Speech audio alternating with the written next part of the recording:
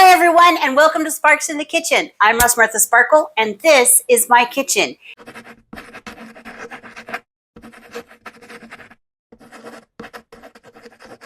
We're going to make pita bread, but we're going to make rapid rise pita bread. So this is not going to take hours. It's going to take about an hour. Let's get started on our pita. In this here stand mixer, I have 2 cups of white flour, 2 cups of wheat flour, and 1 package of instant rise yeast. 1 package of instant yeast. To this, I'm going to add, maybe if I can find them, I'm going to add 1 teaspoon of salt,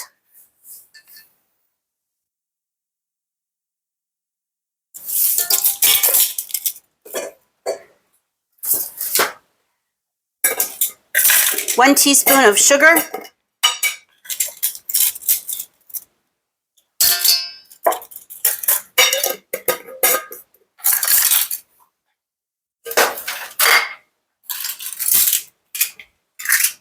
1.5 cups of warm water. Warm meaning between 105 and 110 degrees.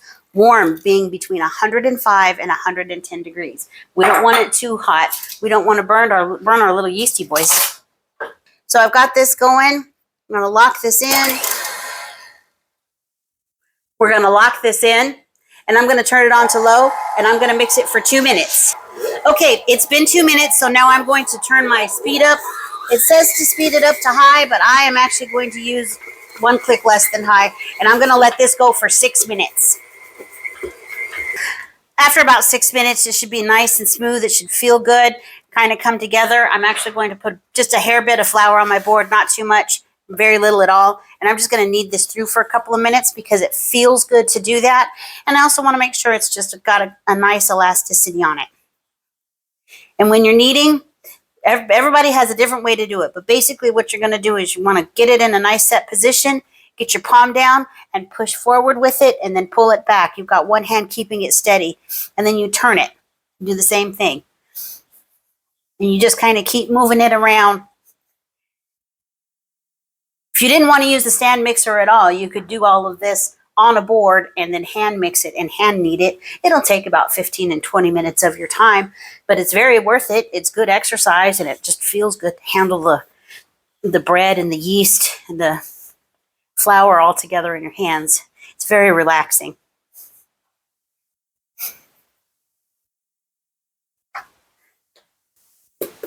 Ooh, that's nice. Hear that? That's the sound of lovely bread. Now what we're going to do is I've got a bowl here that I have oiled, and I've got this in kind of mostly a ball. Let's put it back in a ball. Doesn't have to be perfect. And I've just oiled it like this, and now what I'm going to do is get a nice clean rag.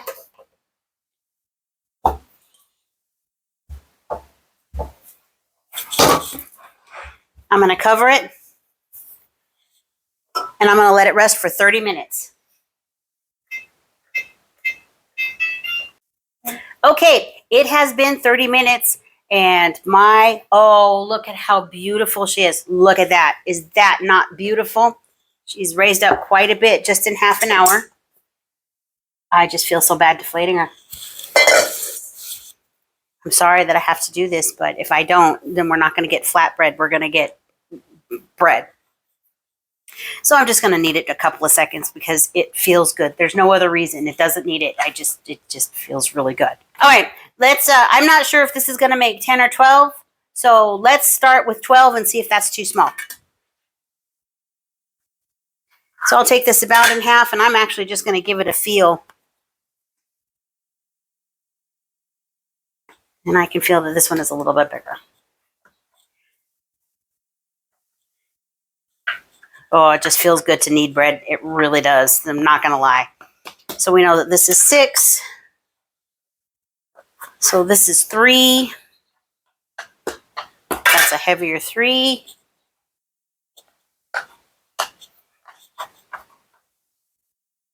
That's nice. That works. I like that size. Yeah, that feels good. All right, let's do the same thing on this side.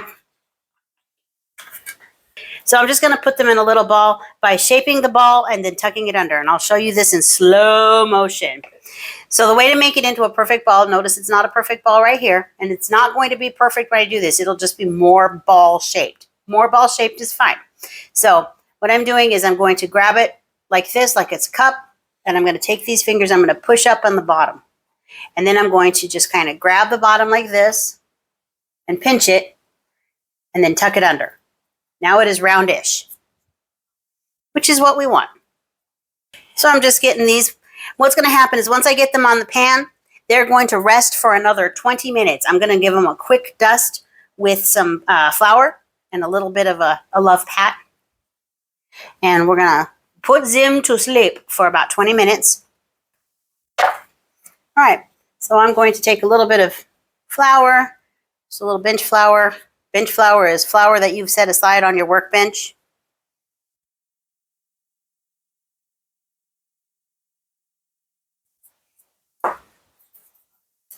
And I'm just going to dust the top.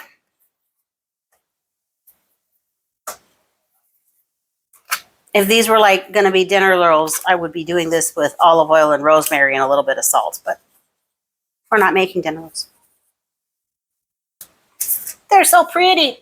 All right, let's cover these up and let them take a nap for another 20 minutes.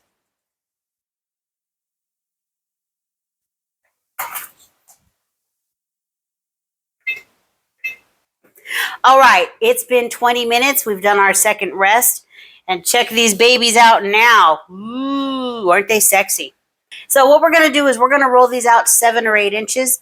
As I'm doing that, I am going to preheat this electric griddle, to just about 400 degrees. This particular one, when it was made, it said, "I am a skillet." And so it heats a little warmer than I like it to. So if yours is true to form, then please heat it at 400. I'm doing mine just a little less than that. And I am smearing it with a good layer of olive oil. Okay, when you roll them out, again, I very rarely make these things perfectly round. Don't worry if they're not perfectly round.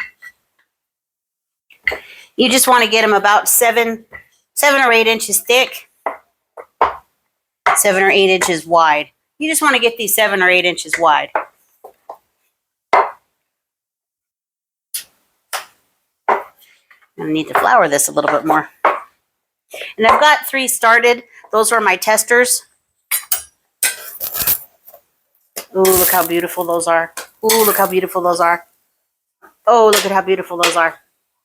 These are just my testers to make sure everything is going to go the way I want it to go. I'm so very happy. Cover those up and keep them soft and warm.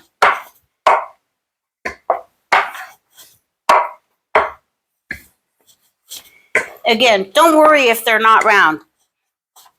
You would never believe that I specialized in pastry in culinary school. I have yet to roll anything out that's round. Let's go ahead and flip 3 on here. My middle one is always going to cook faster. And if I do these right, they should puff up. It usually takes 2 to 3 minutes per side to cook.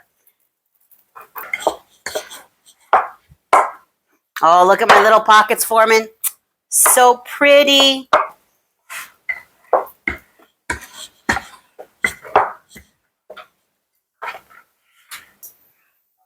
Oh, you're so beautiful. Look at that. So beautiful. You are so... Okay, we have to stop there. So these are still nice and toasty warm. Let's tear one open and see how it... Wow! And see how we did. Ah! Look! It's really hot. It's steaming hot. It's terribly hot. But we have pocket. Not on this side, but definitely on this side because it's the bigger side. I am so proud of us. We did good on this one.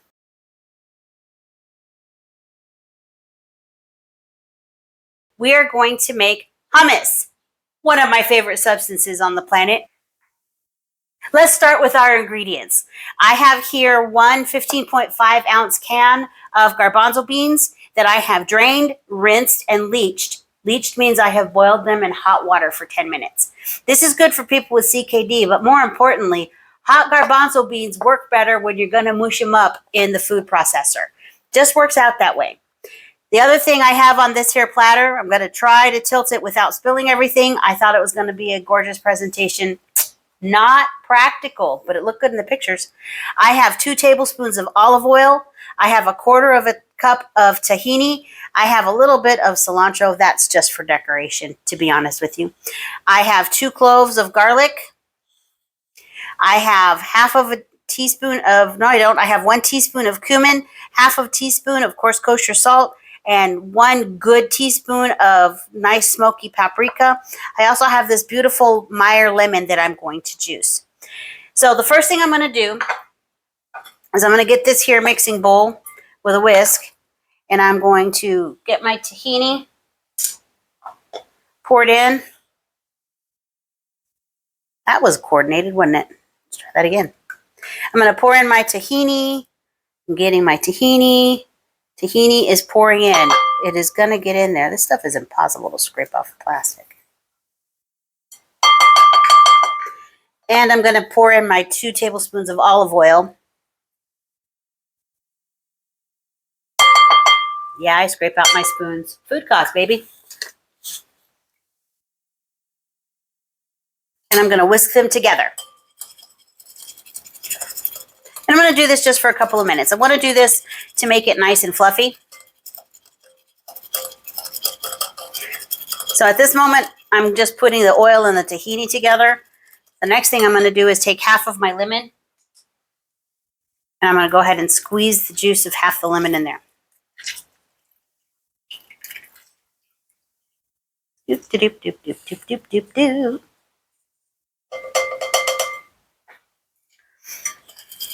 And we'll continue whisking that together. And I'm actually going to keep whisking this until it's nice and fluffy. I could do it in the food processor, which I have set up, but my blade doesn't go that low, so it'll just go over this mixture instead of actually whipping it.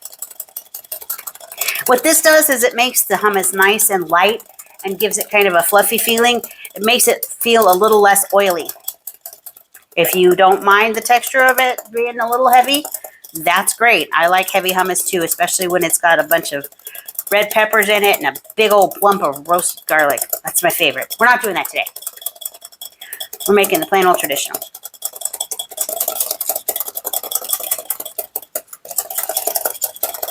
So I have this nice and whipped.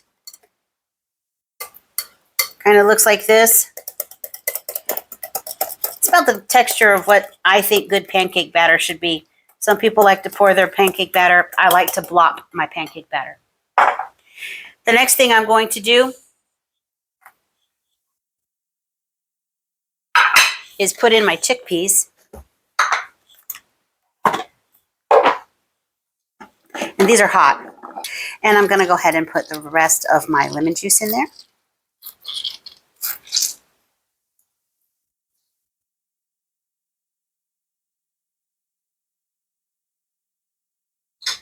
And I'm also going to put in my garlic, which I am going to cut into smaller pieces just because I don't want ginormous chunks of garlic. I want to make sure my processor gets it all. I'm sure it will. It is a food processor. It's been doing its job with me for like 15 years, but for some reason I just have always done this.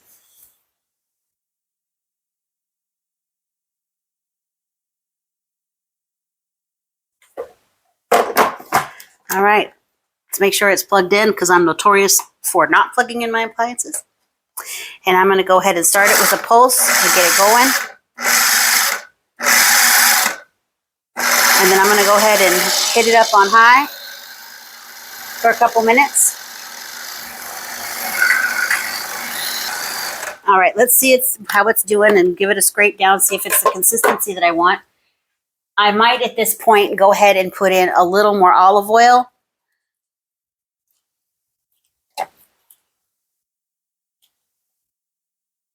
I think that is what I'm going to do, is put in a little more olive oil. And I think I'm going to put in, Maybe a teaspoon. A good teaspoon. Not a little teaspoon, a good teaspoon.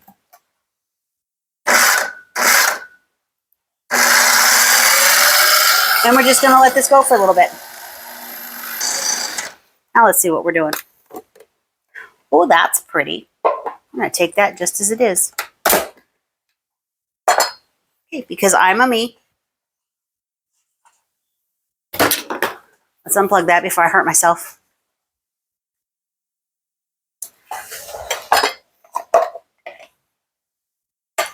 Ooh, look at that pretty paste.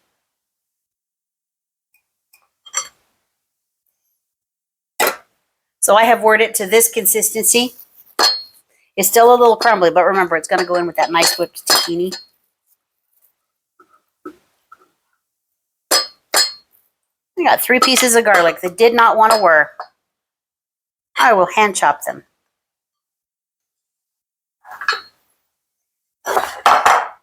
Just real fast.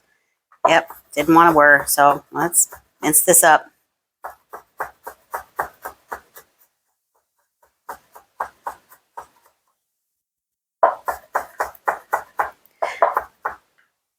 I would do a little mincing music, but it's sticky and I want my fingers to be there.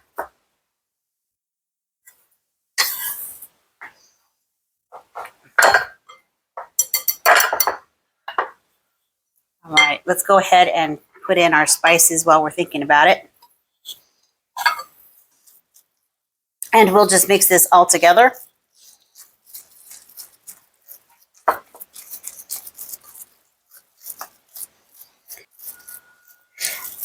Okay, actually this is still just a little bit too dry.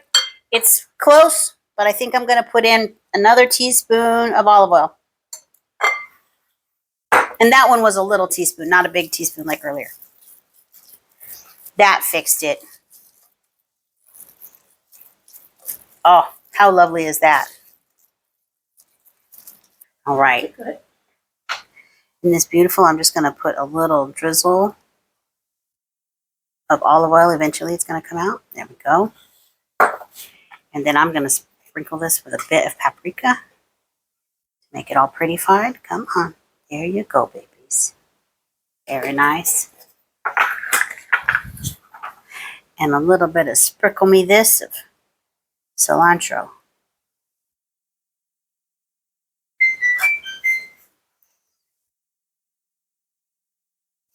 Isn't this beautiful? Let's give this a try.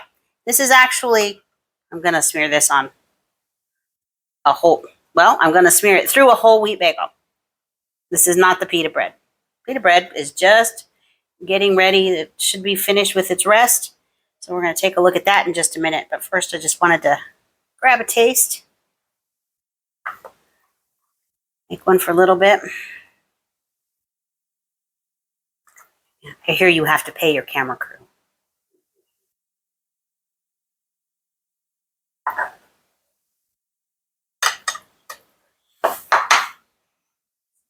I go to you. Here you go. Thank you.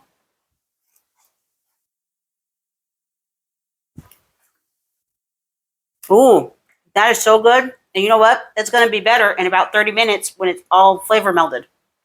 Mmm, good stuff. So that's my recipe for hummus.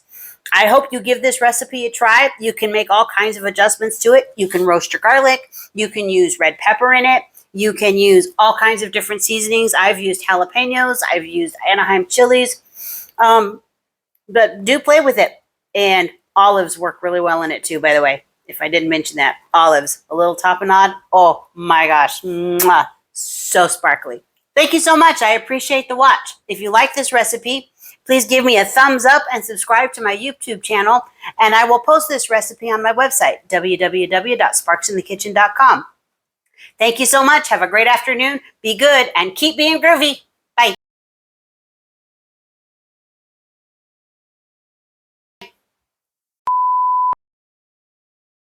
It's beautiful, beautiful, beautiful, beautiful. You're so pretty. I would kiss you, but I think the camera's rolling. Nope. to be glamorous. Thank you. If you don't talk to your food, it doesn't know you love it. Wait a minute, my glasses are dirty. Never say never. You got to remember, though, hummus is a condiment. It is not a food group. I know, that's heartbreaking, isn't it? But it's a condiment. What we're going to do is find my rolling pin because I absolutely forgot to do that. I may very well have been like, yeah, it's okay. Okie dokie artichoke.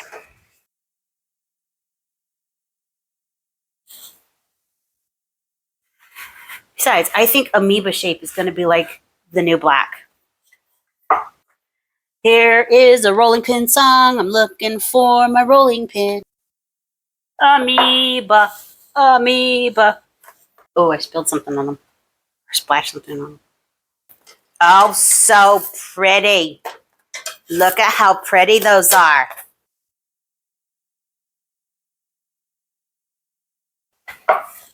I'm so proud. They're actually, more circly-ish this time. Are you there yet? Are you there yet? Are you there yet?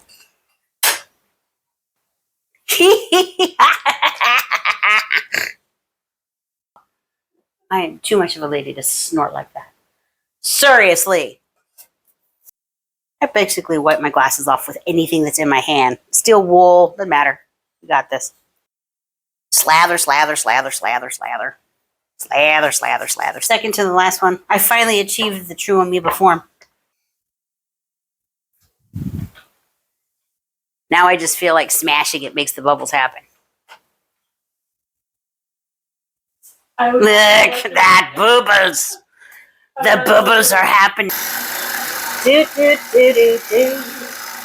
Da, da, da, da, da, da, da, da, da, da.